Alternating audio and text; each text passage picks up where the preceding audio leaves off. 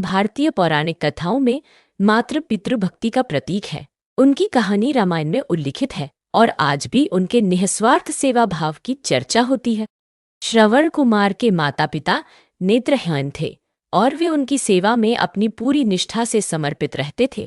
श्रवण कुमार का अपने माता पिता के प्रति प्रेम अद्वितीय था। वे घर के सारे काम काज जैसे पानी लाना, लकड़ियां काटना और भोजन बनाना खुद करते थे। उनकी सेवा से उनके माता पिता हमेशा प्रसन्न रहते और उन्हें आशीर्वाद देते। एक दिन उनके माता पिता ने उनसे अपनी अंतिम इच्छा प्रकट। उन्होंने कहा कि उन्होंने अपने जीवन में सब कुछ पाया है, लेकिन तीर्थ यात्रा करने की उनकी इच्छा अधूरी रह गई है। श्रवण कुमार ने अपने माता पिता की इस इच्छा को पूरा करने का वचन दिया। श्रवण ने एक कांवड़ बनाया जिसमें दोनों माता पिता को बैठाकर वे तीर्थ यात्रा पर निकल पड़े।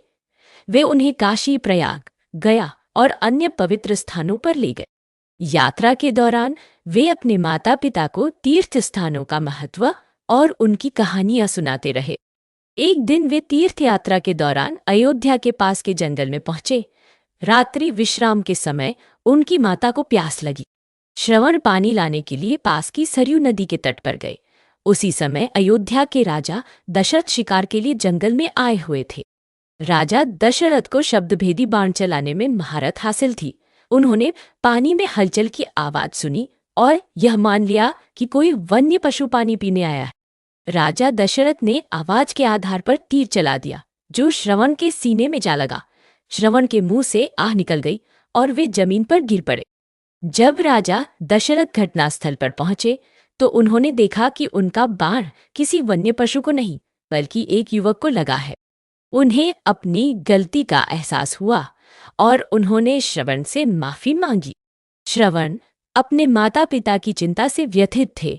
उन्होंने राजा दशरथ से कहा, राजन, मेरी मृत्यु का मुझे कोई दुख नहीं है, लेकिन मैं अपने अंधे माता पिता को तीर्थ यात्रा पूरी नहीं करवा पाया। कृपया मेरी अंतिम इच्छा पूरी करें। उन्हें पानी पिलाकर मेरी मृत्यु का समाचार दे। राजा दशरथ श्रवण के माता पिता के पास पहुंचे और उन्हें उनके पुत्र की मृत्यु का समाचार दिया। यह सुनकर वे दोनों गहरे शोक में डूब गए। अपने पुत्र को खोने के गम में उन्होंने राजा दशरथ को श्राप दिया, राजन, जैसे हम पुत्र वियोग में तड़प रहे हैं, वैसे ही तुम्हें भी पुत्र वियोग सहना पड़ेगा। श्राप के प्रभाव से राजा दशरथ को अपने जीवन के अंतिम दिनों में रामचंद्र जी के वनवास का दुख सहना पड़ा। वे अपने पुत्र राम के वियोग को सहन नहीं कर पाए और इसी दुख में उन्होंने अपने प्राण त्याग दिए। श्रवण कुमार की यह कहानी आज भी हमें माता पिता के प्रति प्रेम और सेवा का महत्व सिखाती है।